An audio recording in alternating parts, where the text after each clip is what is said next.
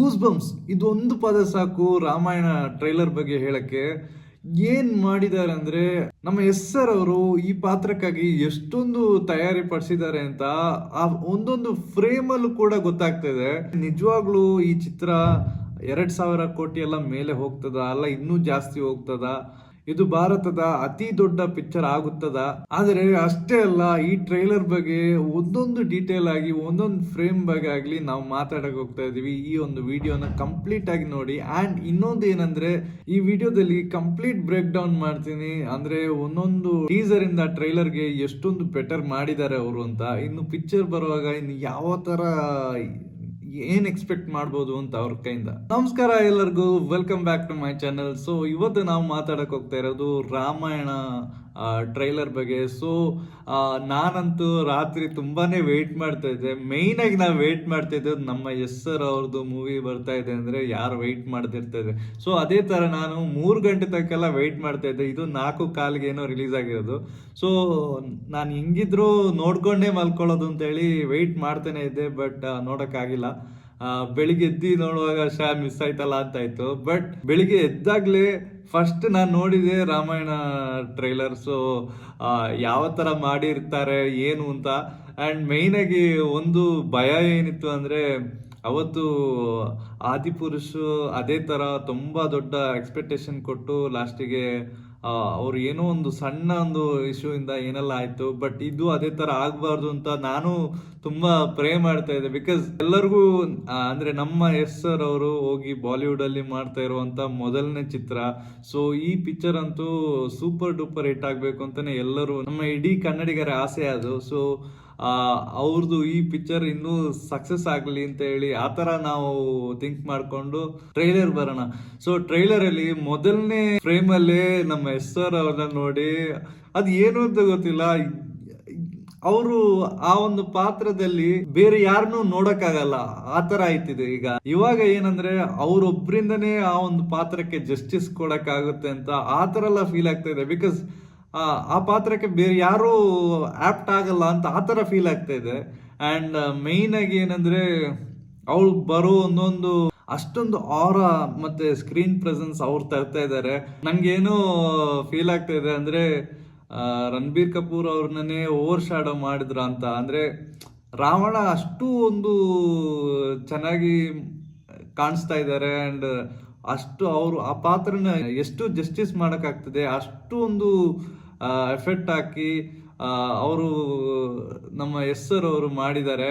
So ನಿಮ್ಮ ಅಭಿಪ್ರಾಯ ಏನು? ಅಂದ್ರೆ ನಾನು ಹೇಳಿದ್ ಕರೆಕ್ಟಾ? ಅಂದ್ರೆ ಎಸ್ ಸರ್ ಅವರು ರಣಬೀರ್ ಕಪೂರ್ ಅವ್ರನ್ನ ಓವರ್ ಶಾಡೋ ಮಾಡಿದ್ರ ಏನು ಅಂತ ನಿಮ್ಮ ಒಪಿನಿಯನ್ನ ಕಮೆಂಟ್ ಬಾಕ್ಸ್ ಅಲ್ಲಿ ತಿಳಿಸಿ. ಅಂಡ್ ಓವರ್ ಆಲ್ ಆಗಿ ಹೇಳಿದ್ರೆ ಬೆಸ್ಟ್ ಎಕ್ಸ್ಪೀರಿಯನ್ಸ್ ಟ್ರೈಲರ್. ಅಂದ್ರೆ ನಮ್ಮ ಇಂಡಿಯನ್ ಮೂವಿನೇ ಒಂದು ನೆಕ್ಸ್ಟ್ ಲೆವೆಲ್ಗೆ ತಗೊಂಡು ಹೋಗುವಂತ ಒಂದು ಮೂವಿ. ಯಾಕೆಂದ್ರೆ ನಾನು ಯಾಕೆ ಇದು ಹೇಳ್ತಾ ಇದ್ದೀನಿ ಅಂದ್ರೆ, ಇವಾಗ ನಾವು ಸುಮಾರು ಇಂಟರ್ನ್ಯಾಷನಲ್ ಮೂವಿ ನೋಡಿರ್ತೀವಿ. ಅಂದ್ರೆ ದೊಡ್ಡ ದೊಡ್ಡ ಮಾರ್ವಲ್ಸ್ ಆಗ್ಲಿ ಎಲ್ಲ ಹಾಲಿವುಡ್ ಮೂವೀಸ್ ನಾವು ನೋಡಿರ್ತೀವಿ. ಸೊ ಅದು ಯಾವ್ದಕ್ಕಿಂತ ಕಮ್ಮಿ ಇಲ್ಲ ಅಂತೇಳಿ ನಮ್ಮ ಇಂಡಿಯನ್ ಚಿತ್ರ. ಸೊ ರಾಮಾಯಣ ಅದಕ್ಕಿಂತ ಒಂದು ಹೆಜ್ಜೆ ಜಾಸ್ತಿ ಇಟ್ಟು ಅದಕ್ಕಿಂತ ತುಂಬಾ ಚೆನ್ನಾಗಿ ಬರಬೇಕು ಅಂತ ಎಲ್ಲಾ ಸಿದ್ಧತೆಯನ್ನು ಮಾಡಿದ ಪ್ರೊಡ್ಯೂಸರ್ ನಮಿತ್ ಮಲ್ಹೋತ್ರ ಅವ್ರಿಗೆ ಮಾತ್ರ ಹ್ಯಾಟ್ಸ್ ಆಫ್ ಅಂತ ಹೇಳ್ಬೇಕು. ಅಂಡ್ ನಮ್ಮ ಎಸ್ ಬಾಸ್ ಪ್ರೊಡ್ಯೂಸರ್. ಸೊ ಅವ್ರಿಬ್ರಿಗೆ ಹ್ಯಾಟ್ಸ್ ಆಫ್ ಅಂತ ಹೇಳ್ಬೇಕು. ಬಿಕಾಸ್ ಅವ್ರದ್ದು ಒಂದು ಶ್ರಮ ಇಡೀ ಫ್ರೇಮ್ ಅಲ್ಲಿ ಕಾಣಿಸ್ತಾ ಇದೆ. ಅಂದ್ರೆ ಅಷ್ಟು ಆ ಒಂದು ಲೋಕ ಸೃಷ್ಟಿ ಮಾಡಕ್ಕೆ, ಒಂದು ಹೊಸ ಲೋಕ, ಆ ಹೊಸ ಲೋಕನ ಎಷ್ಟು ಚೆನ್ನಾಗಿ ಸೃಷ್ಟಿ ಮಾಡಿ ತೋರ್ಸಕ್ಕಾಗುತ್ತದೆ ಜನರಿಗೆ, ಅಷ್ಟು ಚೆನ್ನಾಗಿ ಮಾಡಿ ಅವ್ರು ತೋರಿಸಿದ್ದಾರೆ. ಅಂಡ್ ಟ್ರೈಲರ್ ಅಲ್ಲಿ ಹೋಗ್ತಾ ಹೋಗ್ತಾ ಫಸ್ಟ್ ಒಂದು ಸ್ವಲ್ಪ ಹೊತ್ತು ನಮ್ಮ ಯಶ್ ಬಾಸ್ ಅವರು ಇದ್ರು. ಸೊ ನಂಗೆ ಅದು ತುಂಬಾ ಖುಷಿ ಆಯ್ತು. ಅಂದ್ರೆ ಬಾಲಿವುಡ್ ಅಲ್ಲಿ ಆದ್ರೂ ಸಹ ಅವ್ರಿಗೆ ಆದಂತ ಒಂದು ಸ್ಪೇಸ್ ನ ಕೊಟ್ಟು ಅದನ್ನ ತುಂಬಾ ಚೆನ್ನಾಗಿ ಅವರು ತೋರಿಸ್ತಾ ಇದ್ದಾರೆ.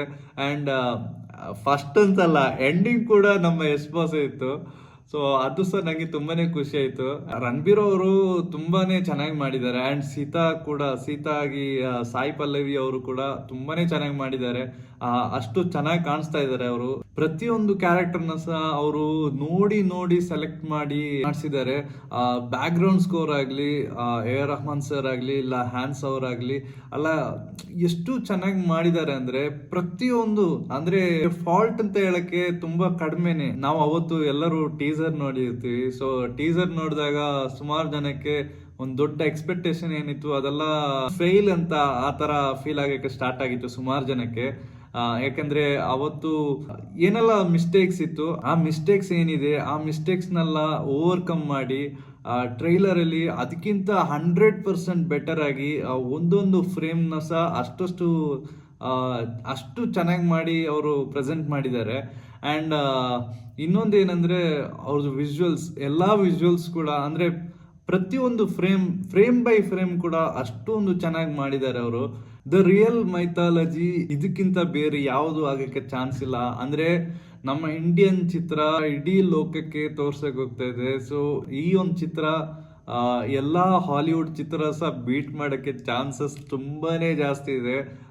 ಅವ್ರಿಗಿನ್ನೂ ಗೊತ್ತಾಗ್ತಾ ಇಲ್ಲ ಏನ್ ಬರ್ತಾ ಇರೋದು ಅಂತ. ಸೊ ಬಂದಾಗ 100% ಇದನ್ನೆಲ್ಲದನ್ನ ಮೀರ್ಸೋದು ಗ್ಯಾರಂಟಿ. ಸೊ ನಿಮ್ಮ ಎಕ್ಸ್ಪೆಕ್ಟೇಷನ್ ಏನಿದೆ ಅಂದ್ರೆ ಅವರೇ ಹೇಳ್ತಾ ಇದ್ದಾರೆ ಅಂದ್ರೆ ಅವತಾರ್ ಅದಕ್ಕೆ ಮತ್ತೆ ದೊಡ್ಡ ದೊಡ್ಡ ಮೂವಿಗೆ ಕಂಪೇರ್ ಮಾಡ್ತಾ ಇದ್ದಾರೆ. ಸೊ ಅದಕ್ಕಿಂತ ಮೇಲೂ ನಮ್ಮ ಈ ಚಿತ್ರ ಬರ್ತದೆ ಅಂತ ಒಂದು ಶ್ಯೂರಿಟಿ ನಮ್ಮ ನಮಿತ್ ಮಲ್ಹೋತ್ರಾ ಅವರು ಕೊಡ್ತಾ ಇದ್ದಾರೆ. ಸೊ ಆ ಒಂದು ರೇಂಜ್ಗೆ ಇದು ಎಕ್ಸ್ಪೆಕ್ಟ್ ಮಾಡ್ತಾ ಇದ್ದಾರೆ. ಸೊ ಇವಾಗಲೇ ಇಷ್ಟೊಂದು ಕುತೂಹಲ ಎಕ್ಸ್ಪೆಕ್ಟೇಷನ್ ಎಲ್ಲ ಕೊಡ್ತಾ ಇದ್ರೆ, ಸೊ ಇನ್ನು ಮೂವಿ ರಿಲೀಸ್ ಆಗುವಾಗ ಇನ್ನು ಯಾವ ರೇಂಜ್ಗೆ ಇರ್ಬೋದು ಅಂತ ಇವಾಗಲೇ ಫೀಲ್ ಆಗಕ್ಕೆ ಸ್ಟಾರ್ಟ್ ಆಗ್ತಿದೆ. ನಾನಂತೂ ಫಸ್ಟ್ ಶೋಗೆ ಹೋಗ್ಬೇಕು ಅಂತ ಇದ್ದೀನಿ. ಅಂದ್ರೆ ಅವತ್ತು ಮಿಸ್ ಮಾಡಬಾರ್ದು ಫಸ್ಟ್ ಶೋ ಅಂತ.